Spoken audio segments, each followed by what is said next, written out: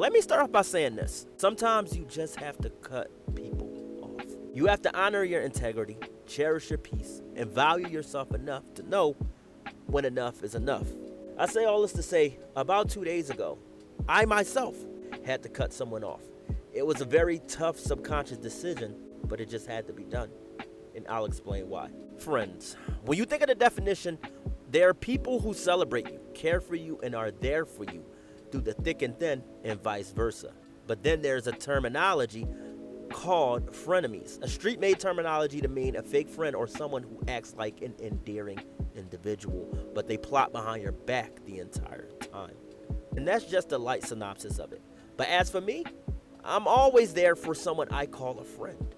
You see, my phone is open if you need to vent, or simply if you need some advice, if you needed a ride, a prayer, or just someone to kick it with. You see, I've always been that reliable friend, yet to a few people I had to cut off, I realized that they didn't think the same way as I do.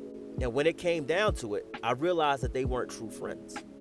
And for real, it sucked experiencing that. What you have to understand is that if those you consider friend or friends, plural, doesn't value who you are as much as you value them, then they're not real friends. You see, they're just people who play a role. I said this line in one of my spoken word poetry performances here on the channel. Love yourself enough to know yourself and know who's around you.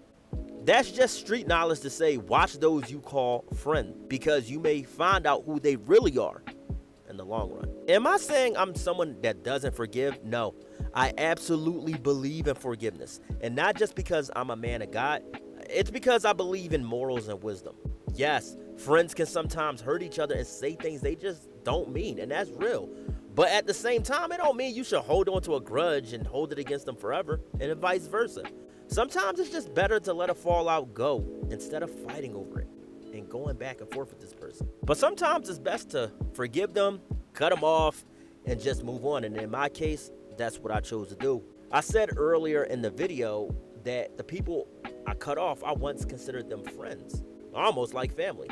But when I realized that I was the one putting in more effort into the friendship than them, I came to the decision to release them out of my life and back into the wild. But in all seriousness though, I chose not to let them back into my life because I honor my integrity, cherish my peace, and I value myself enough to not let them treat me how they did anymore. And if you're in a similar situation, I would highly recommend that you make a choice to cherish yourself and your peace to let those people go.